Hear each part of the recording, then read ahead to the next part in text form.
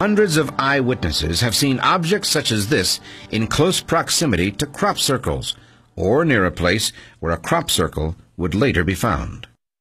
Well, I arrived at a field overlooking a wheat field, in fact, where there was a major crop circle at a place called Alton Barnes, very close to Stonehenge in England. There were 8 of us, scientists and engineers, some of whom are employed by the US government here. And what happened, at great surprise, out of absolutely nowhere, swooped a large British military army helicopter, bristling with technology, as of course many of them of course are. But he came in very, very close to us. We had no idea what he was up to at the time. We thought maybe initially that he was taking photographs of the crop circles that were already there. But he came to within, I would estimate, 40 feet of our heads, and there was nothing short, I mean, it was nothing short of harassment. I think there was a major attempt to move us out of that area. I had no idea why they would want to do that, because I've lived there for 48 years. As if one wasn't enough, and the downdraft literally was pushing the hedge row alongside onto our vehicle, a second one swooped in behind him. These army helicopters were pushing us, attempting to push us out of the area. As we moved up the highway, as a public highway close to this field, they followed us behind the hedgerow.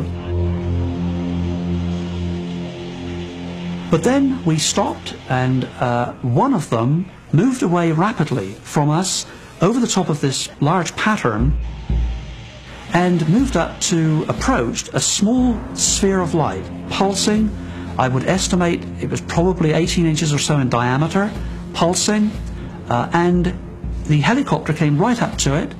It couldn't possibly have missed seeing it, and in one frame of the film has simply disappeared and is now behind the helicopter. The helicopter appears to maneuver itself on its own axis to get a better view of this, because it's been now behind it.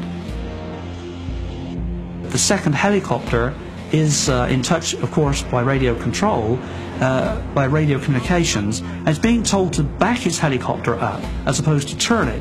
You can see he changes his mind and reverses his helicopter until this ball of light is now right in front of him again, and it simply disappears. With that, they hung around the area for just a few more minutes, and both of them made away. It is obviously an assumption. If I were pushed hard on what I thought they were doing, I would be, I think, forced to say that it seemed as if we were unwelcome. We had walked into an area where they were already engaged in something involving this very small ball of light, which we have not only been reported, had reported to us many times by people in that area. 2 major patterns were already in the field, and the following day a number of more major patterns appeared in that same area. What is it that the government of the United States knows and wants to keep us, the public, at a complete arm's length distance from? If they have an understanding of what type or types of non-human intelligence are interacting with our planet, I'm nervous about the fact that they have kept a policy of silence, disinformation, and ridicule on phenomena that they themselves have been studying intimately for 50 years. Since the beginning of the 90s, the overnight appearance of crop markings has increased exponentially.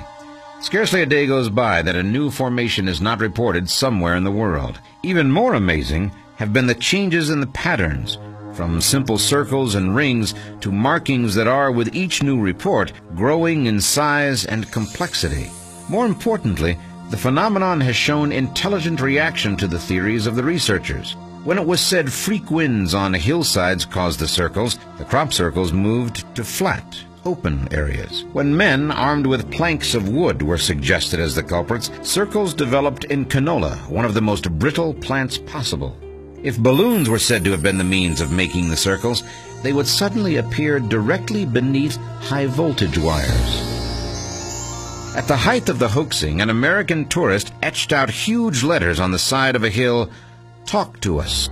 The answer came back a few days later when a most bizarre-looking formation resembling Hebrew script appeared at Milk Hill. The Milk Hill script is unusual as a crop circle, primarily because it doesn't look like a crop circle. It's actually the closest that the circle makers have actually used to a significant language form that we can recognize.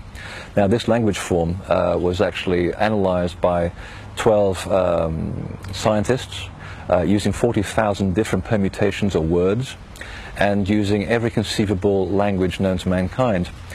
What they finally came up with was two words that were written in a very unusual form of Latin, and also written in the fields in a Freemasonic script. This is a special alphabet that was designed by the Freemasons as a form of communication, at least eight centuries ago. The meaning of these glyphs was that they actually came up as two different words, and the words read apono astos, which translated into English means we are opposed to cunning and deceit. Now, this is very significant because at the time that Milk Hill script appeared, it was 1992. This was at the height of the hoaxing, just after Doug and Dave manifested through the media. So it's quite a significant message considering the time in which it came. There is no